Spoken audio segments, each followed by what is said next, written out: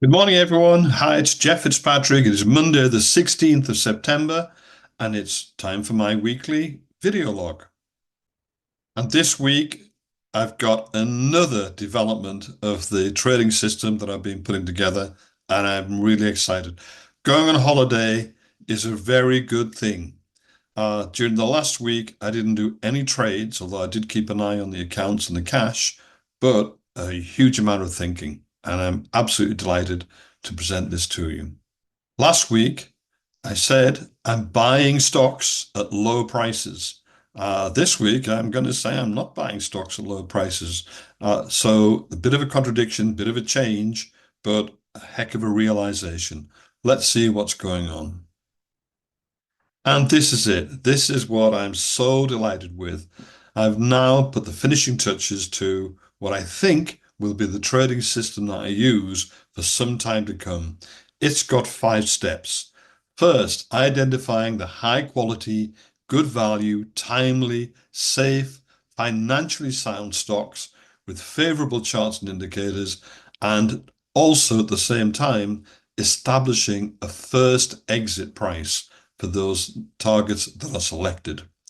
So I'm working on the basis that it's good to hold stocks, but it's also good to get out when they reach points of resistance and then get back in again when they've gone back down.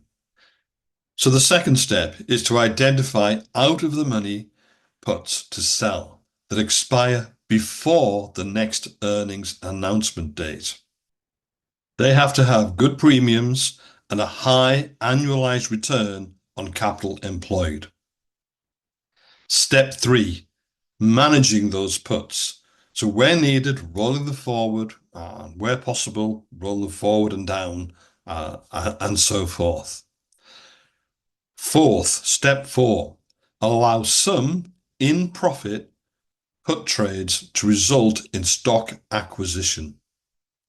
So I find I've got trades that I've sold, puts that I've sold that might get put to me, but because of the premium involved, they are actually still in profit.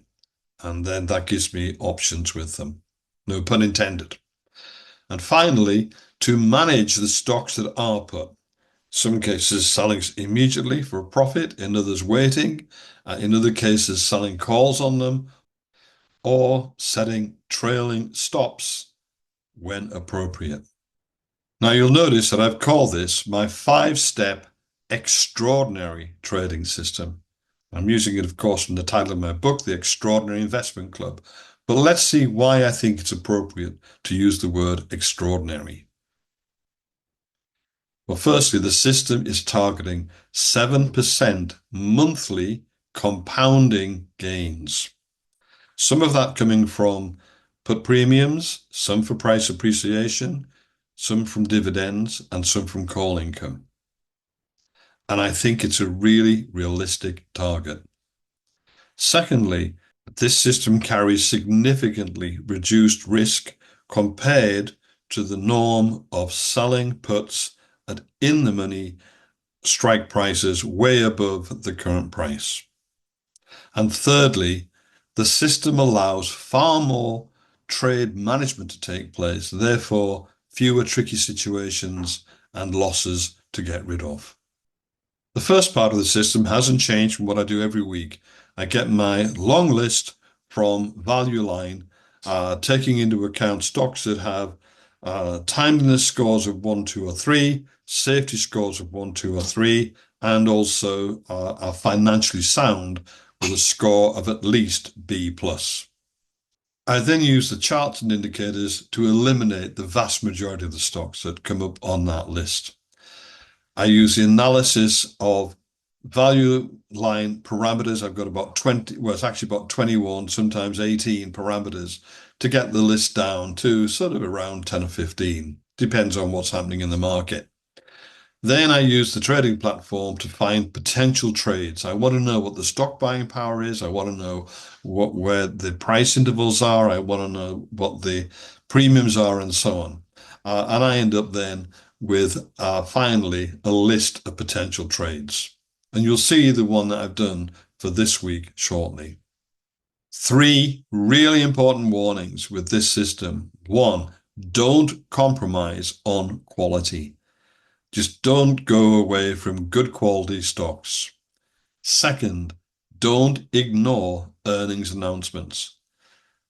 Stocks can jump or fall by huge amounts on earnings announcements. Therefore, you'll find all of the expiration dates I use are before the next earnings announcement date. And thirdly, keep control of the cash and the buying power. At present, I'm maintaining the 50% target for buying power and, of course, positive cash. So I'm actually checking that every day. Not so much the buying power, although I suppose I do keep an eye to make sure that's not negative, but the cash every day, every account. And as I go forward, I've been updating and revising this list of advantages and disadvantages of what I'm actually using as my trading system. We've got lower buying power usage, therefore more contracts. We've got a lower proportion of stock put to the account. We've got stock buying power that can be recycled more frequently. We've got stocks put to us at lower prices. It is easier to turn a loss into a profit with that position. We've got 100% time value in every put trade. It is easier to roll, wrong spelling of roll forward or forward and down for a credit. It is also allows several bites of bringing a stock on board. So we can be selling several puts, and perhaps on the second, third, or fourth, it might actually get put to us, by which point we've already had a lot of money in premiums. We build cash from doing this, and that allows us to allow stock to be put to us. Lower risk allows more contracts to be sold for each trade. Money transfers from the option drag to the cash more quickly. And this produces cash for the acquisition of quality stock at low prices, always with a discount. Now, the disadvantages, we get fewer large premiums. I know some of you only want time value, but some of the biggest gains we've had have been where there's been a big chunk of intrinsic value, but the stock hasn't been put to us. You get much bigger gains. So we won't be getting any of those, I don't think, for a while. Now, not every stock has weekly expiring puts. So some you've basically got to do the next month. You can't get away with weekly. And finally, this system does require more management. Basically, you need to look at this every day and see what's happening. See if stock's being put to you or if it's in danger of being put to you, and then deciding what to do with it, checking whether stocks reach targets and so on. So there's quite a lot of work involved in it, but nothing onerous, especially on a smaller account. So let's have a look at this in action by taking a look at what's happening in September with the puts that we have sold. Okay, so firstly, the Diamond Club. The puts are currently over $33,000 in profit. A couple of them, MXL and Pink, have already been put to us. One in profit, one not in profit, but between the two, certainly in profit. So now that becomes a question of managing those. We've got a couple that haven't been put to us that are actually negative, ATUS. So that one's rolling forward and possibly down. And there's not much scope for rolling it down when the strike price is only $3 anyway, but we'll see. And most of them are due to just expire and leave us with the premium. Thank you very much. Fortune, smaller club, 5,500. Everything looking good at the moment. We've had one stock put to us. It was in profit, which is fine. We had another one, which is Pink. That was put to us and sold. That was also in profit, so fine. Teas, again, a smaller club, 6,500. The only stock we've got due to be put to us at the moment is JetBlue. And we are in profit on that. We could take them in at the current price, $5.94, and sell them. But because we had a premium of 87 cents per share, we would be in profit to the tune of $1,620. It may be that we want them anyway to dilute existing stocks. I don't know. Sapphire, massive 23 trades here. And the only one that's due to be put to us as we stand is, again, JetBlue. Got a smaller premium, 61 cents, but it still leaves us $1,100 in profit at the current price. So again, 35,000, almost $35,600 in profit. 100 Millionaire Club. 100 Millionaire Club tends to have a few more legacy stocks. I'm not in complete command of the way this one trades. So we have got a bit of work to do. There's one to be rolled forward, which is, sorry, it was put to us Fossil at a loss of $336. Fossil is not a stock I'll be going into anytime soon. The yellow is actually just another purple. While I was away on holiday, I used purple, so I had a good look at them when I came back, and that's done. But nearly 33,000 in profit on the 100th millionaire. QI Club, 13,000 in profit. One to roll forward. That's again JetBlue. This time, it's a legacy stock. We've been in it for this trade for some time with a $9 strike price. So that one needs some work to get out of it. We'll be rolling it forward. Still 13,000 in profit. Extra Income Club, MOS has been put already at a loss, so we're managing that one. And one of the ways is to sell another put for a later date, just the 27th of September, and to bring that profit back. So there's already 500 of the 858 there. Overall, then, $136,315 in profit, and that's sort of 3.5%. That's towards my 7% target for the month. And across September, August, September, we're currently at 10%. We made $245,000. We've got some positions opening up for October already, but that's another story. Now, with all of this, I have completely satisfied myself that the biggest cause of the lack of or the reduced growth for these accounts is having stock put to the clubs at unfavorable prices that then take months to recover from, if the loss can ever be recovered. This also leads to having to sell good stock to pay for poor stock that's being put to us, thus spiraling the quality level of the portfolio. That is what we've moved away from to, and I hope you agree it is a good move. So let's see what we've come up with for the week ahead. So here we have it. I've got our 14 stocks here. And at the top, I've got the report date, the current price, the first targets. I've set it straight away. So these are targets that are at the first strong point of resistance. The intention is, if we end up in this stock, to come out at these levels, or at least to put a trailing stop on them, or to sell a call on them, or to come out, but basically to begin to exit them while the stock comes back down to support, and then potentially to get back in. I've got the increase that represents in the percentage. And apart from DCI, they're all above 7%, and 7% is my target for it. So I want that. Then I've looked at expiration dates that are available for each of these stocks. So if we take BP, it's got an expiration date available of the 27th of September. That's 11 days to go.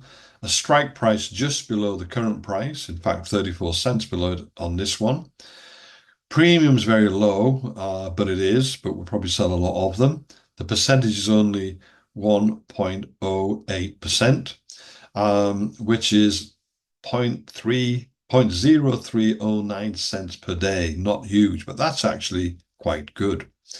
Then I've got the buying power, and then I've got the return on capital employed and the annualized return on capital employed.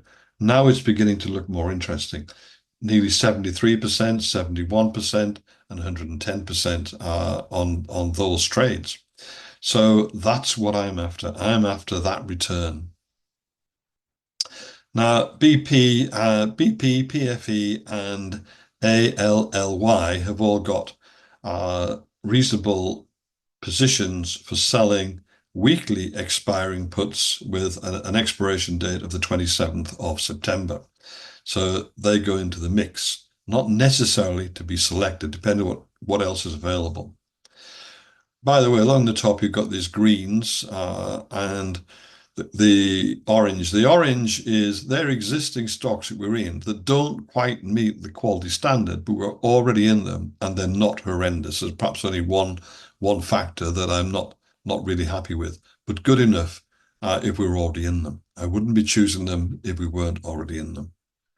So back to BP and many others. So we then go forward to the expiration date, which is the normal monthly expiration date in October of the 18th.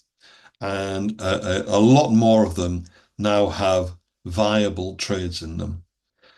Where we've got some green highlighting, that's a particularly good prospect. Where we've got the yellow highlighting, that's particularly poor.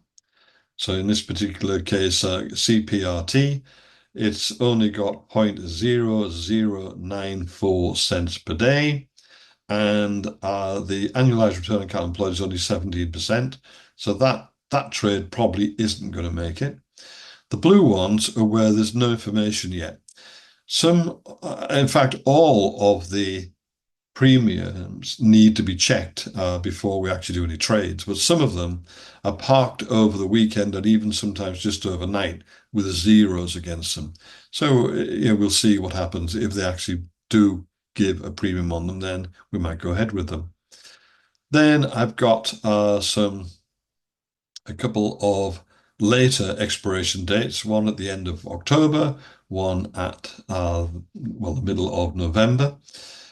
So looking at those, again, on Carport, not happy with it. And in BP's case, I'm happier with the October one. And then we've got a bit more information about the companies. One of the factors I put in is the earnings announcement date. And some of those I've highlighted because they're pretty close. So in those particular cases, 16th to the 10th, that's before the 18th to the 10th, when we have the end of the normal monthly expiration date. So I don't want to go for that. So in actual fact, I can kill it dead now. SCL, we're not going with it because of that factor. And the other one is Ali, but Ali has got a satisfactory earlier expiration date, so we can actually go with that. The rest are generally safe enough. Bit of quality information. I've got the timeliness score, the safety scores in. Yes, they're all at least a 3. Then I've got the management score. The management score isn't a TICN thing, it's a Jeff Fitzpatrick thing. And it's basically the return that the company has been giving to shareholders. So that's price appreciation plus dividends. There are a couple of other factors in there as well, whether they have some skin in the game and so on. But I'm only really interested in 1s and 2s, and all of these match that criteria, otherwise it wouldn't be there. We've then got the quality and value scores. Again, these are not the TICN scores, these are my scores, and generally high 20s as a minimum is okay. I've got one there, PFE, which is only 27. Possibly not happy with that. It is on the value. So that depends on the price I can get. The quality score is not so bad. So again, 23. If I can get the value that I want, then I don't have to worry too much about that. Financial strength, they are all generally B or B plus is my minimum. I've got one here which is only a B, and that is an orange one. That's the factor that's brought it down to be orange. So Yeah, I'm aware of that as I'm trading. Then we've got the 18-month mid forecast, which I haven't got a great deal of faith in, but I want to see what they look like. And we've got some which are negative, so I wouldn't be interested in holding these stocks for any length of time, but I might take some money off the puts. And also, you should be aware that the timeliness score on Value Line is actually a forecast. It's a 6-month forecast. A score of 1 says that the stock is expected to beat the market, the general market, in the next 6 months. So is 2, but by a lesser degree. 3 is that it will match the overall market in the next 6 months. 4 and 5 are that it would be below the market in the next 6 months. Hence, you don't see any 4s or 5s in here. And then I've got also the industry. There are some industries that I might want to avoid, or there are some industries that I might want more of, and so on.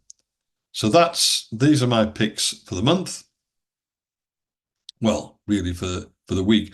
We're due to get a lot of buying power coming available after Friday when things expire. So yeah, I'm sort of getting ready for this, although I will do the work again next weekend. Next, the extra income experiment, the extra income club experiment. Here, I've been looking at, well, would it actually be better to buy the stock at a low price and just take it, or is it better to sell the put?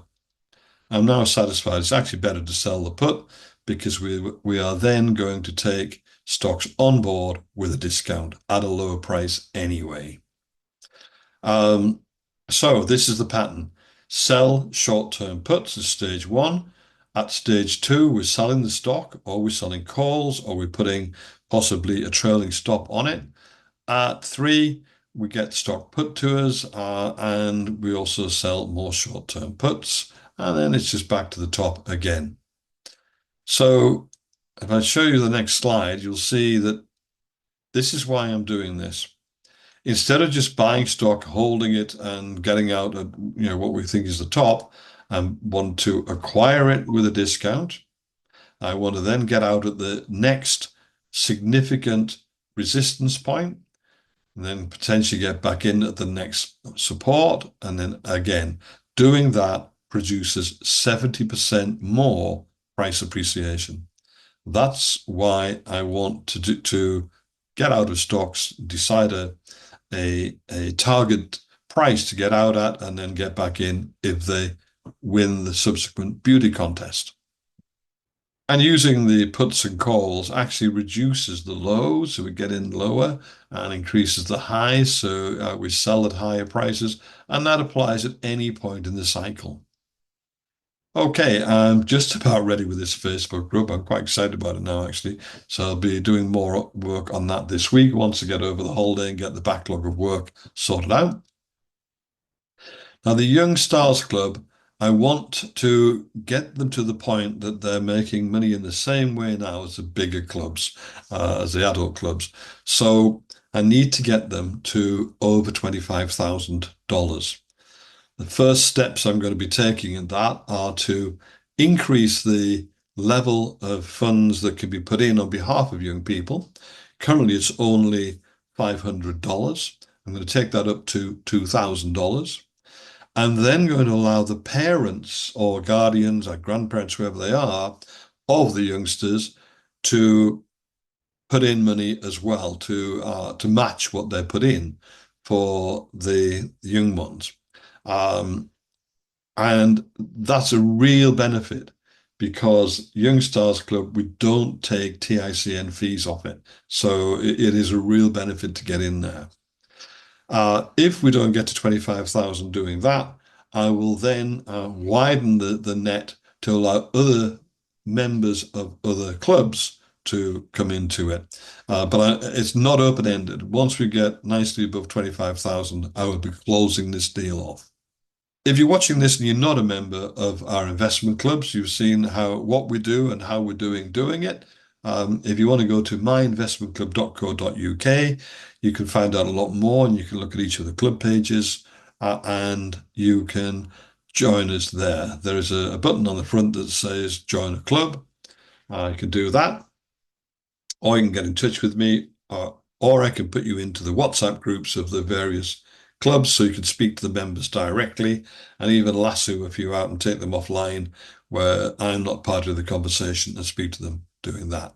But you'd be very welcome. We've got now in the clubs that I manage about 350 members, so it's quite significant and big. We've got this live training coming up in We've got this live training coming up at the Hilton Hotel, Watford, 15th, 16th, and 17th of November. Now, Friday the 15th is just the evening, 5 till 9, and it's a brilliant introduction. We can do some live trading there.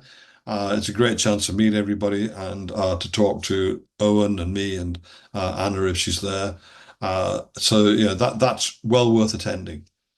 Saturday is a full day on the TICN Quality and Value Assessment System. That is where I started and what I built mine from. I really am standing on the shoulders of giants here. So that day is very good at getting you familiar with the quality and value issues. Sunday, we'll look at option trading. And on Sunday, I will take over quite a large proportion of the day to go through this extraordinary trading system that I've now developed and I'm using. So if you want to get to the detail of how I do this, that is the day that you need to come and join us on the training. It's where you get the chance to ask the questions. There are many questions that are not answered in this short video today. I haven't covered how I select the target prices, for example. I haven't covered what's acceptable or not acceptable in terms of premiums and returns of capital employed and so on. There's a huge amount to it. And we also will be looking carefully and in detail at the management of puts that have been sold and the management of stocks that we own. You can also book this at the same website, www.myinvestmentclub.co.uk. Okay, now the book. The book is a really good grounding and tells you exactly how the clubs work. It's very, very low cost anyway. Well worth a read. If you get this and go through it, you'll understand what I have been using and how I'm developing it on. It will put it into context. So well worth a read still. And that's about it for this week. There's a lot that I've covered there. I will take questions on the WhatsApp groups and fantastic stuff. I'm really enthused and looking forward to another good week's trading. Happy trading, everybody. Cheerio.